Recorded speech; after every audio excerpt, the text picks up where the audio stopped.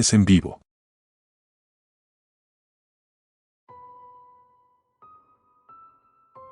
Al principio, todo era más sencillo. La clave para crecer en las redes sociales era la autenticidad, o eso me decían. En mi caso, ese consejo nunca funcionó del todo. Podía ser tan genuino como quisiera, pero la realidad era que, con tantos influencers compitiendo por la misma atención, ser auténtico simplemente no era suficiente. Así que, como muchos otros, busqué lo que llamaban shock value, algo impactante que generara más seguidores. Comencé con bromas pesadas, con pequeños videos que cruzaban la línea entre lo incómodo y lo perturbador. Burlarse de la gente en la calle, hacerles creer que algo terrible estaba por suceder solo para revelar que era una broma. Al principio, la gente se reía. Los números de visualizaciones subían y me sentía en control. Cada me gusta y cada comentario me daba un subidón de adrenalina. Pero como siempre sucede, llegó un momento en que eso tampoco era suficiente. Mi primer contacto con la dark web fue accidental, o al menos eso me gusta decirme a mí mismo. Había oído hablar de ella, ese rincón del internet donde todo era posible, donde los límites desaparecían y las reglas no existían. Después de todo, si quería destacarme entre la multitud, tenía que hacer algo que nadie más se atreviera a hacer. Quería que mi audiencia creciera más rápido, que hablasen de mí en todos lados, que mi nombre se convirtiera en una especie de leyenda. Una noche, mientras navegaba por foros y sitios que no debía, encontré un enlace a un sitio llamado Nocturnal. Era un foro exclusivo, oculto en las profundidades de la dark web, y sus miembros eran lo que podría describirse como una élite secreta de espectadores morbosos. Estos usuarios no querían ver bromas tontas o contenido viral tradicional. No, ellos querían algo más oscuro, algo más real. El foro estaba lleno de videos y transmisiones en vivo, todas más perturbadoras que las anteriores. No eran solo crímenes comunes, eran ejecuciones meticulosamente planeadas, violencia ejecutada con precisión para maximizar el horror en cada espectador. Era repugnante, pero no pude apartar la mirada. Sabía que si quería captar la atención de ese tipo de audiencia, tendría que elevar el nivel de mis videos. Tendría que hacer algo que cruzara esa línea invisible que separa el entretenimiento del verdadero mal. Comencé de a poco. Transmití una pelea callejera que, por supuesto, había provocado yo mismo. Un par de tipos borrachos en un bar, fácilmente manipulables. Pagué a uno de ellos para que tirara el primer golpe y luego me aseguré de que mi cámara captara cada detalle de la brutalidad. La transmisión fue un éxito. Mis números comenzaron a crecer en Nocturnal y los comentarios de los usuarios eran claros. Querían más, querían algo más violento, más crudo. Y yo, cegado por el éxito, estaba dispuesto a dárselo. La siguiente transmisión fue más grave. Esta vez, no iba a ser algo espontáneo. Encontré a un tipo en una esquina, un pobre indigente que no tenía a dónde ir. Lo convencí de que le haría una broma para un video viral. Le dije que fingiríamos un robo. Al principio, dudó, pero le ofrecí suficiente dinero como para que no hiciera más preguntas. Preparé todo, como si fuera una película, las luces, las cámaras, los ángulos perfectos.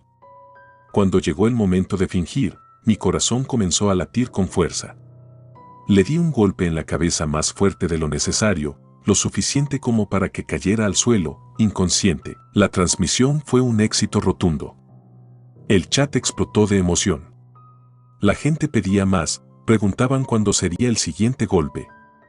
Y, al mismo tiempo, algo oscuro crecía dentro de mí. Sabía que había cruzado una línea que no debía, pero la euforia de la aceptación me empujaba a seguir adelante. El dinero comenzó a fluir, los seguidores crecían. Sabía que estaba en camino a algo más grande, algo que nadie más había logrado. La presión aumentaba. Los espectadores no querían solo violencia, querían que las cosas escalaran, que fuera más allá. Necesitamos sangre, decía uno de los comentarios. Haz que cuente la próxima vez. Y lo hice. El siguiente video fue más brutal. Planeé un robo en una tienda de conveniencia, pero esta vez no era solo una actuación. Me aseguré de que todo pareciera real, y cuando el cajero intentó defenderse, apreté el gatillo. El sonido de la bala atravesando su cráneo resonó en mis oídos mucho después de que todo había terminado. Era el punto de no retorno, pero en lugar de horrorizarme, me sentí poderoso. El chat en Nocturnal estaba lleno de aplausos y felicitaciones. Me llamaban un genio, un maestro del horror en vivo. Era como una droga. Necesitaba más. Y sabía que tenía que subir la apuesta. Recibí una invitación privada a una sala exclusiva dentro de Nocturnal. Aquí, los verdaderos jugadores, aquellos con el dinero y el poder, hacían sus apuestas. Eran ricos, poderosos, gente que vivía al margen de la ley, y querían ver lo que yo estaba dispuesto a hacer. El chat privado estaba lleno de comentarios inquietantes. Esta vez, que sea alguien conocido, quiero ver el miedo en sus ojos. Estaba atrapado. No podía dejar de hacerlo, no ahora que había llegado tan lejos. Mi audiencia esperaba lo imposible, y yo estaba dispuesto a dárselo. Una noche, recibí un mensaje de uno de los usuarios más influyentes en Nocturnal. Me ofreció una cantidad ridícula de dinero, lo suficiente como para que nunca más tuviera que preocuparme por nada en mi vida. Solo tenía que hacer una última transmisión. El crimen final, lo llamó. El mensaje tenía instrucciones precisas. Iba a hacer algo diferente esta vez. No solo una víctima cualquiera. El plan era meticulosamente detallado. Debía secuestrar a una persona, pero no a alguien al azar. Era un conocido mío. La idea era que la conexión emocional hiciera la transmisión más impactante, más cruda. No entendí por qué había sido elegido este objetivo, pero las cifras que me ofrecieron lo hicieron imposible de rechazar. Esa noche, preparé todo. Mi equipo estaba listo, las cámaras en su lugar, el lugar de la ejecución elegido. Estaba nervioso, pero también emocionado. Las expectativas eran altas y no podía decepcionar. Cuando llegó el momento, lo llevé al lugar. Él no sabía nada, pensaba que era una broma, un juego como los que solíamos hacer. Lo miré a los ojos y supe que no podía detenerme. No ahora. La transmisión comenzó. La audiencia estaba esperando. El chat en Nocturnal estaba más activo que nunca, todos ansiosos por ver cómo se desarrollaba la escena final. Yo estaba en control. O al menos, eso creía. Todo sucedió demasiado rápido. Cuando el cuchillo entró en su carne, algo cambió dentro de mí. La realidad se quebró y la adrenalina que había sentido en otras ocasiones se transformó en puro terror. Lo vi morir frente a mis ojos y por primera vez comprendí lo que realmente había hecho. El chat seguía animándome, pero ya no importaba, no había marcha atrás. Justo cuando pensaba que todo había terminado, recibí un último mensaje en el chat privado. Ahora es tu turno. Mi corazón se detuvo. El nombre en el mensaje era Sombra Negra, el mismo usuario que me había contactado desde el principio, el que me había empujado a hacer esto.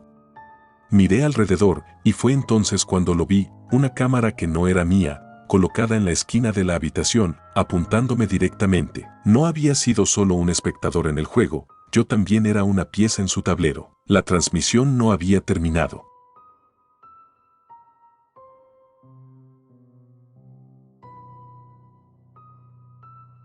La subasta de la muerte.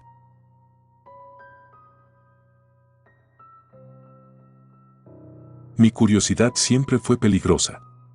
Había aprendido a convivir con esa sensación de inquietud, ese deseo de ver lo que estaba oculto, de escarbar donde no debía.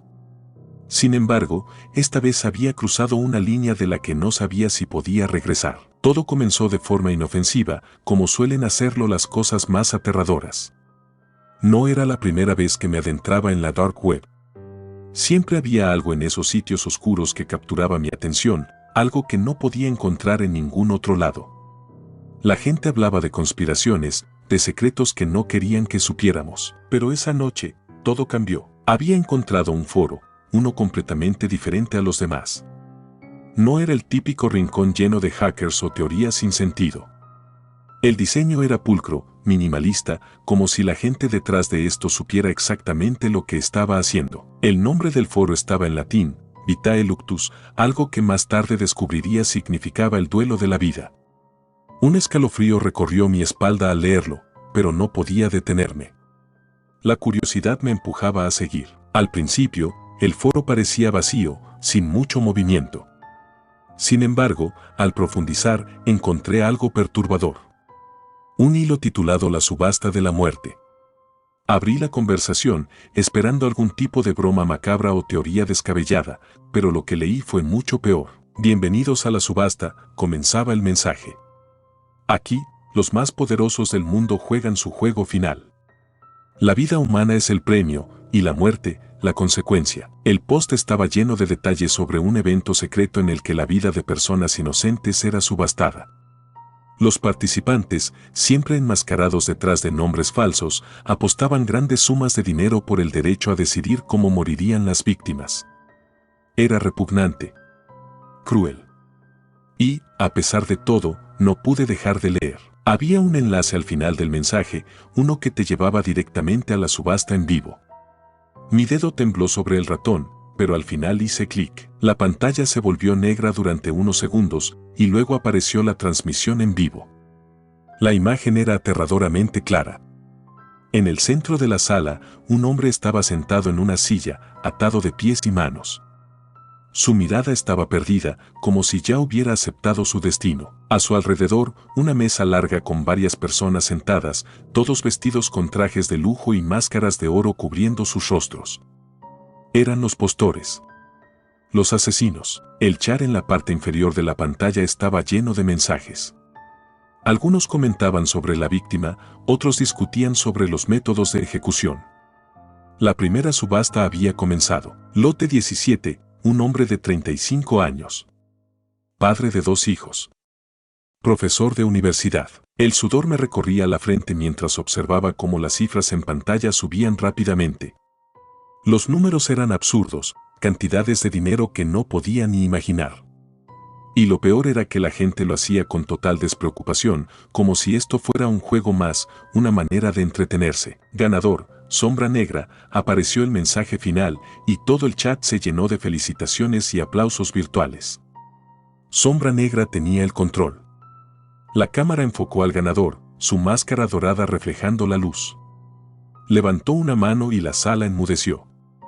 Letalidad lenta, pero segura, dijo con una voz profunda y tranquila. La pantalla cambió, y lo siguiente que vi fue al hombre en la silla, mientras el ganador elegía el método de ejecución. Algo dentro de mí gritaba que lo cerrara, que me alejara, pero no podía. Estaba hipnotizado, atrapado por el horror que se desplegaba frente a mis ojos. No terminé de ver lo que sucedió. Apagué la computadora antes de que el desenlace final ocurriera, con las manos temblorosas y el estómago revuelto. Esa noche no pude dormir, las imágenes seguían reproduciéndose en mi mente. La impasibilidad de los espectadores, la tranquilidad con la que discutían sobre la vida y la muerte como si fuera una subasta más. Pero mi historia no terminó ahí. La mañana siguiente, un correo electrónico llegó a mi bandeja de entrada. Era un mensaje anónimo. Al abrirlo, supe que algo no estaba bien. Vimos que asististe a la subasta, decía. Nos gustan los observadores como tú. ¿Te gustaría participar? Sentí que la sangre se me helaba. Esto no podía ser real. Era imposible que supieran que estuve allí. La Dark Web era un lugar anónimo, o al menos, eso pensaba. Sin embargo, el miedo me dijo otra cosa. Al final del mensaje había otro enlace. Esta vez, dudé más que antes, pero la misma maldita curiosidad me venció. El enlace me llevó a una página diferente, donde se ofrecían más detalles. Decía que había una nueva subasta esa noche, pero con un giro diferente. Esta vez, el lote no sería un extraño. No entendía a qué se referían hasta que llegué al final del mensaje. Tú eres el siguiente lote. El terror me golpeó como un balde de agua fría. Cerré la computadora de inmediato y me levanté, sintiendo como si las paredes de mi pequeño apartamento se estuvieran cerrando sobre mí. ¿Cómo podían saber dónde vivía? ¿Cómo sabían quién era? Era imposible. Mi cabeza daba vueltas, pero no tenía tiempo para pensar. Mi instinto me decía que corriera. Cogí una mochila, tiré dentro algo de ropa, mi teléfono, y salí de mi apartamento sin mirar atrás. No sabía hacia dónde iba, pero tenía que escapar. Podían estar vigilándome, podrían estar en cualquier parte. El miedo se apoderaba de mis sentidos. Me refugié en un motel barato a las afueras de la ciudad, donde nadie me reconocería. Allí, por primera vez en horas, traté de calmarme. Revisé mi teléfono, esperando no encontrar más mensajes, pero lo que vi fue peor de lo que esperaba. Mi foto, en la pantalla. Una imagen tomada esa misma mañana al salir de mi apartamento. Estaba subido en la dark web, en el mismo foro. El título del hilo era simple: Lote 18, en subasta esta noche. La realidad se derrumbó ante mí. Ya no era un simple espectador, ahora era parte del juego. El chat estaba lleno de comentarios, gente discutiendo sobre cuál sería el mejor método de ejecución para mí. Mi sangre se heló al leer cada sugerencia. Algunos querían una muerte rápida, otros preferían algo más lento, más doloroso. Corrí hacia la recepción del motel, intentando explicarle al encargado lo que estaba pasando, pero apenas terminé de hablar, él simplemente asintió. Su expresión era fría, vacía, como si ya hubiera escuchado esa historia antes. Siempre terminan aquí, murmuró antes de señalar una cámara en la esquina de la habitación. Ellos siempre saben dónde estás. Volví corriendo a mi cuarto, sintiéndome atrapado. Mi teléfono vibró nuevamente. El mensaje era claro: no puedes escapar. La subasta ya comenzó. Las horas pasaron como una pesadilla interminable. Sabía que no tenía mucho tiempo. Cada segundo que pasaba me acercaba a mi final. No había lugar donde esconderse, ningún lugar donde correr. La última notificación llegó justo antes de la medianoche: ganador, sombra negra. Y luego, la puerta del motel se abrió.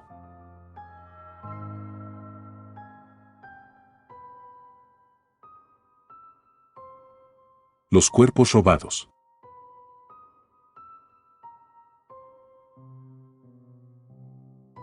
Todo empezó de manera inocente. Quería ser un gran cirujano, uno de esos nombres que aparecen en los libros de texto de medicina. Estaba cursando mi último año en la facultad, pero siempre me sentí un paso detrás de los demás. En cada examen práctico, en cada disección, mis manos temblaban un poco, mi confianza flaqueaba. Sabía que necesitaba más experiencia, algo más que los cadáveres fríos y ya deteriorados que nos proporcionaban en clase. Entonces, escuché hablar de la dark web. Entre los pasillos de la universidad, los rumores circulaban. Algunos decían que, en lo más profundo de ese rincón oscuro de Internet, se podían encontrar materiales de estudio mucho más frescos que los cadáveres donados a la ciencia. Al principio, lo tomé como una exageración, una de esas historias que los estudiantes compartían para impresionarse unos a otros. Pero después de varias noches de insomnio, investigué. Descubrí lo que buscaba más rápido de lo que esperaba. Un foro, oculto bajo capas de seguridad y anonimato, ofrecía justo lo que necesitaba: cuerpos frescos. Material de estudio, decían en sus publicaciones, una manera de perfeccionar nuestras habilidades sin depender de las limitaciones éticas de la facultad. En ese momento, parecía una oferta demasiado buena para ignorar. Después de todo, ¿no era por el bien de mi formación como médico? El primer pedido fue sencillo. Pagas en criptomonedas, te dan una ubicación y el paquete aparece en una furgoneta oscura, justo fuera del campus. No había nombres, no había rastros. Y el precio, aunque elevado, era algo que podía justificar como una inversión en mi futuro. Así que lo hice. Compré mi primer cadáver. Cuando lo recibí, me sorprendió lo fresco que estaba. Había visto cadáveres en las prácticas, pero esto era diferente. La piel todavía tenía un tono natural, los músculos no estaban tan rígidos como los cuerpos a los que estaba acostumbrado. Casi parecía que el cuerpo había muerto recientemente, apenas unas horas antes. Era perfecto para mis experimentos. En las primeras semanas, todo fue como había planeado. Practicaba técnicas quirúrgicas avanzadas en la privacidad de mi pequeño apartamento, con el cadáver tendido en mi mesa improvisada. Sentía que finalmente estaba mejorando. Mi precisión aumentaba, y con cada corte, con cada sutura, mi confianza crecía. Pero algo en el fondo de mi mente empezaba a inquietarme. Un día, mientras practicaba una incisión, noté algo inusual. El cuerpo parecía tener una cicatriz fresca en la muñeca. No le di mucha importancia al principio, pero algo en mí despertó una curiosidad mórbida. Decidí revisar más de cerca. Cuando abrí el tórax, mi corazón dio un vuelco. El corazón no estaba en el estado que esperaba encontrar en un cadáver.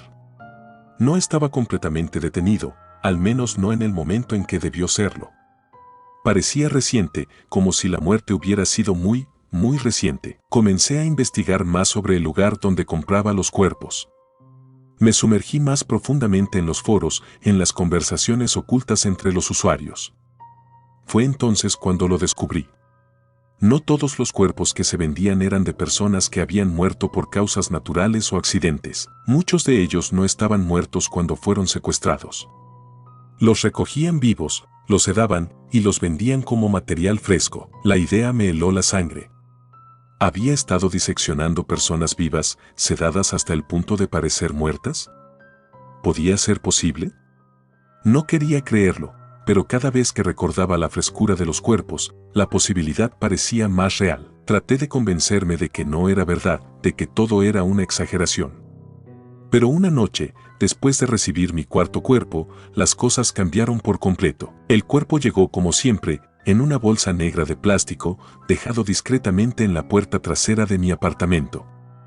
Lo arrastré al interior y preparé mi equipo. Pero cuando abrí la bolsa y vi el rostro de mi material de estudio, un escalofrío recorrió mi columna vertebral. Era una mujer, quizás de unos 30 años, con un ligero rastro de vida aún en su expresión. Parecía dormida, no muerta. Me acerqué más. Algo en su respiración era irregular, apenas perceptible, pero ahí estaba. Estaba viva. El pánico se apoderó de mí. ¿Qué debía hacer? Había cruzado una línea que no podía deshacer.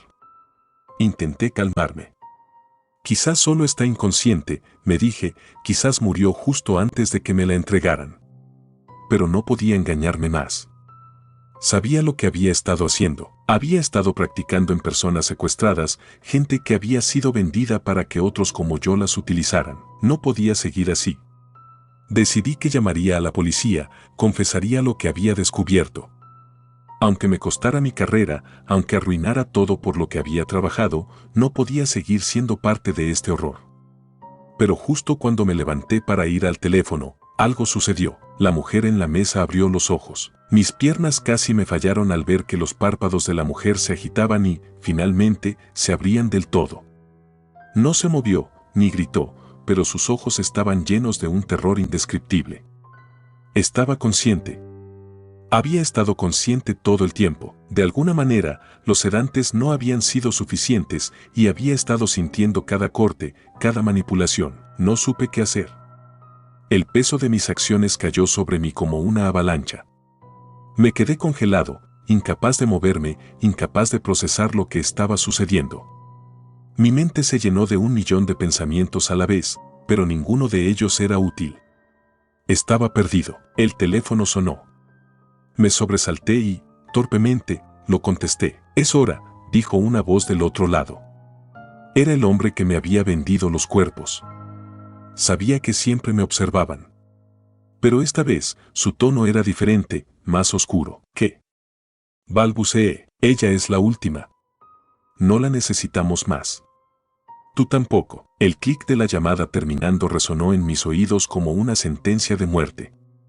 Sabían lo que había descubierto, sabían que había visto demasiado. Y ahora, estaban viniendo por mí. Corrí hacia la puerta, pero ya era demasiado tarde.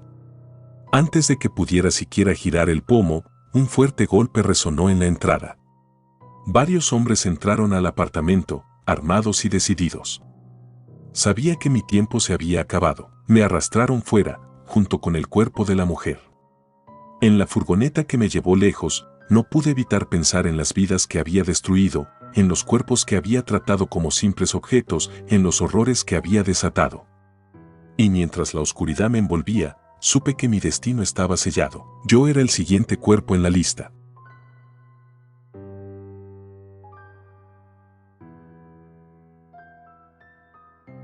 El show de tortura.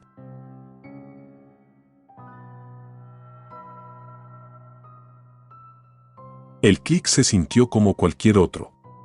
No hubo ninguna advertencia en mi mente, ninguna sensación de peligro. Simplemente una mezcla de aburrimiento y curiosidad, ese sentimiento que surge cuando el día es demasiado largo y la vida demasiado predecible. Navegaba por la red, perdiendo el tiempo, cuando me encontré con un foro oscuro, uno de esos rincones de internet donde las reglas son distintas, donde lo que pasa no se comparte con el mundo exterior. No era la primera vez que me adentraba en esos sitios. Sabía que la mayoría eran fraudes, exageraciones o simples trampas para atraer a ingenuos.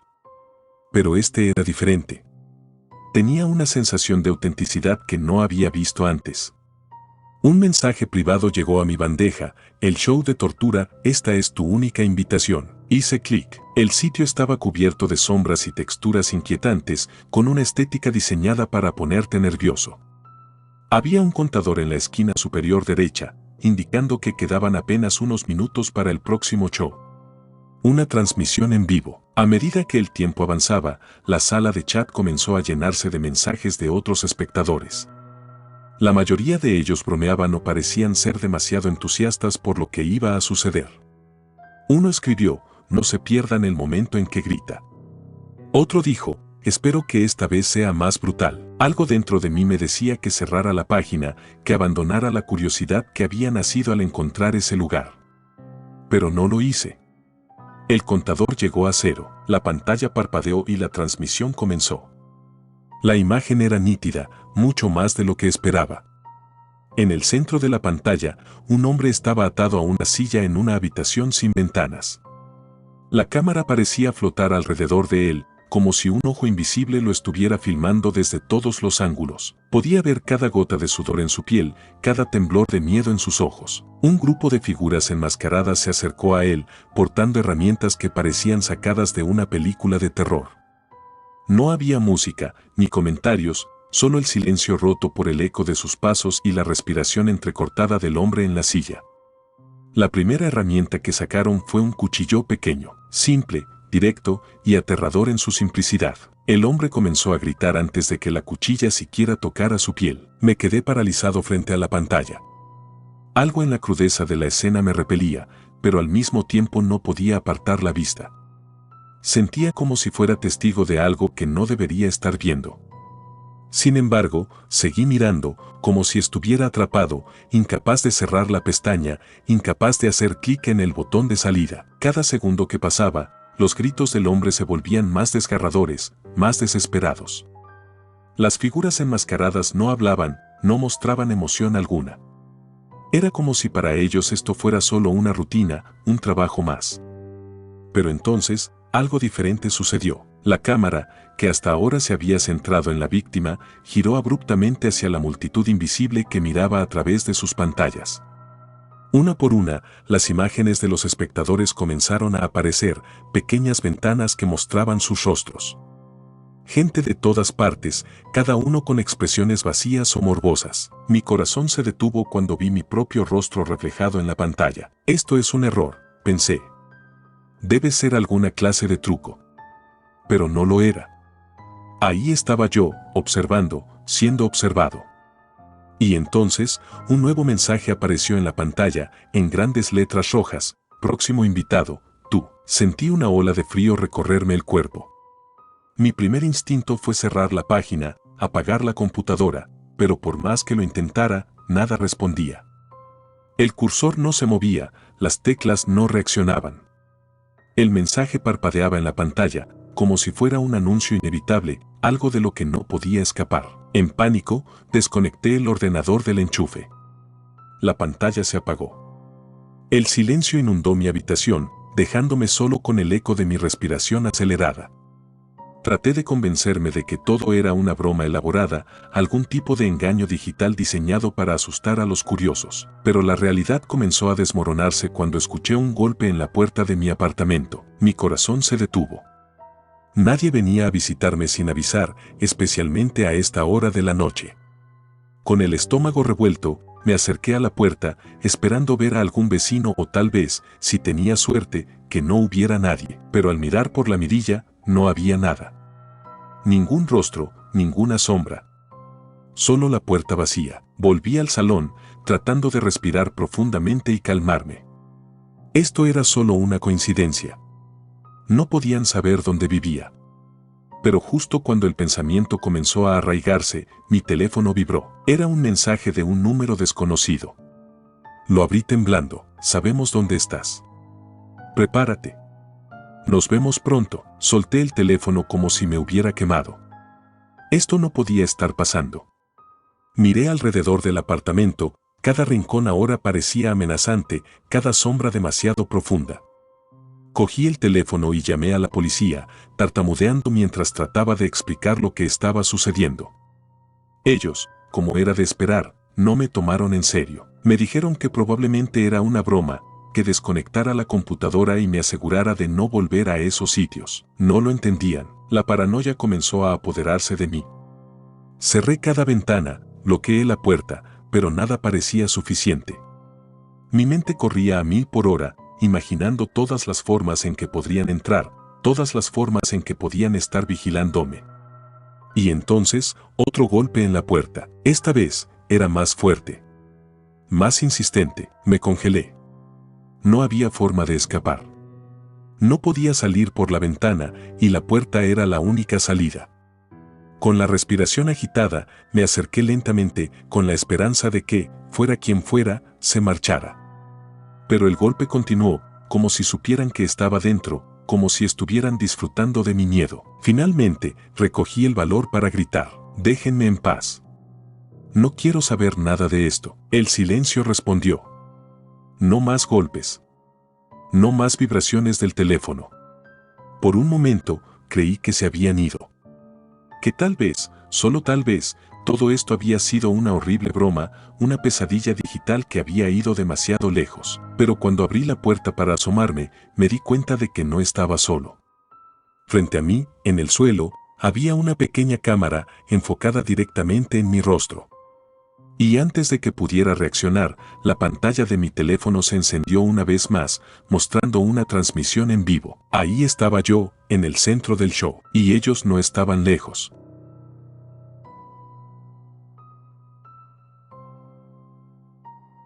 Gracias por tomarse el tiempo de escuchar nuestros relatos de terror, espero y haya sido de su agrado.